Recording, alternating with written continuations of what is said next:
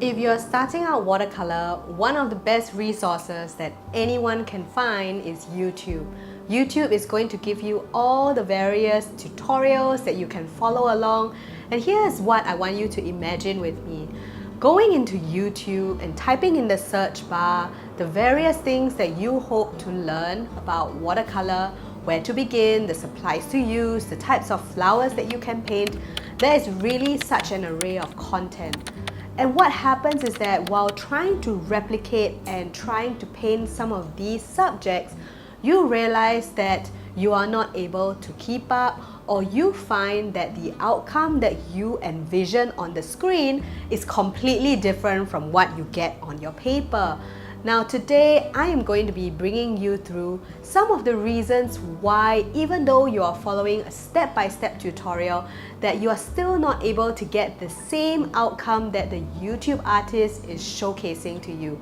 In today's video, I'm going to be focusing on material choice, and I find that the choices that we make with the materials that we use can greatly influence the outcome of your painting. If you're new to my channel, my name is Jillian. I'm a full-time watercolor artist who loves to show you how to embrace the mess and magic of watercolor. Let's jump into the first material. In watercolor, we know that the basic materials that we need are paint, brushes, and paper. I'm going to be starting with paper because I find that with paper, it shows the biggest gap as to why your outcome looks a certain way, while the YouTube artist has her outcome in another way. Paper is my favorite topic because I find that when I first started, this was an area that I did not know you had to invest in. Yep, you have to invest in paper. Now what I mean by that is that when I started watercolor, I would go into an art store and I basically pick out any material that said watercolor on it. So I would pick up paper that said watercolor, I would pick up brushes that said watercolor, and paints that said watercolor. I did not pay attention to the small print like hot press, cold press, the different grams, the different materials that are in the paper. So let's dive into paper, where whenever an artist shares with you what her material and setup is, pay attention to whether they mention that it's 100% cotton paper. Now the brand does not really matter because many of the time brands do carry a wide range from student grade all the way to 100% cotton paper.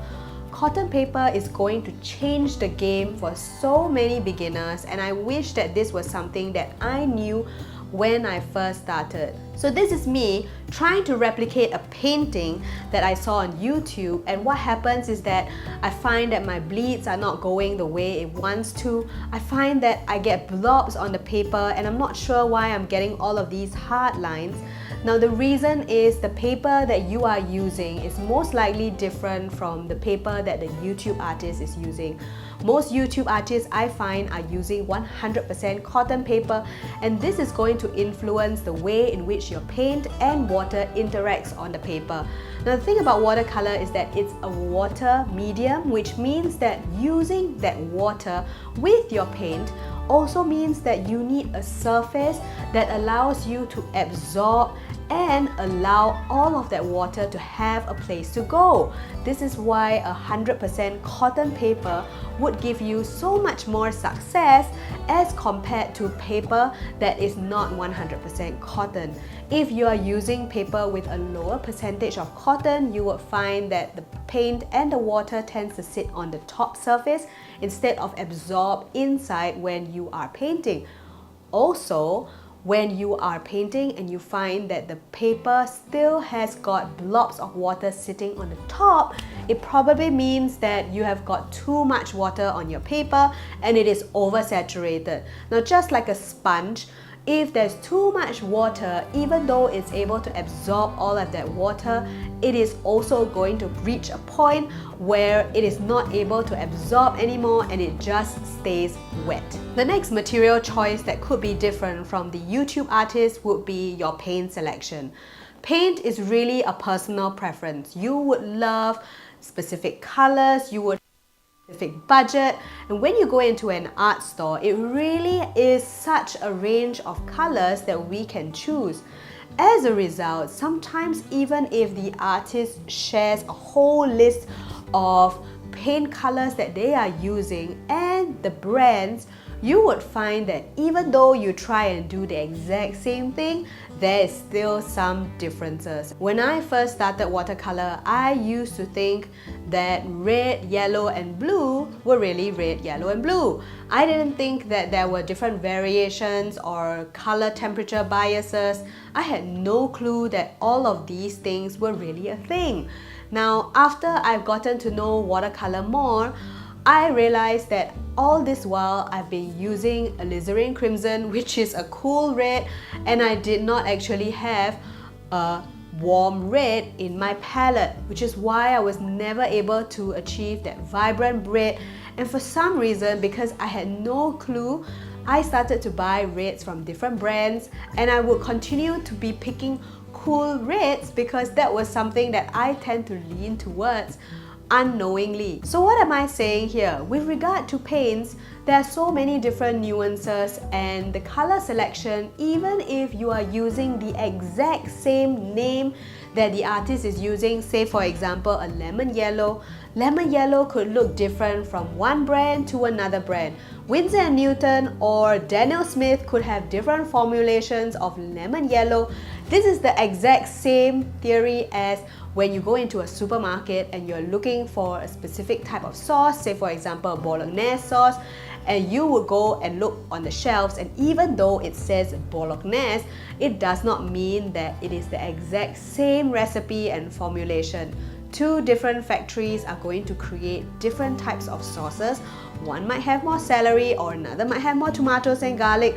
We don't really know what the formulation is. As a result, another thing to pay attention to is pigment formulation, to know what exactly is in the tube to help you to determine whether or not that color and the artist on YouTube's color is exactly the same. And this is also why when I do my tutorials, I never list my colors, because I believe that you already have the colors in your palette that I want you to get to know. So let's move on to the next point, because in terms of material choice, brush is going to be the next area where we are going to jump in.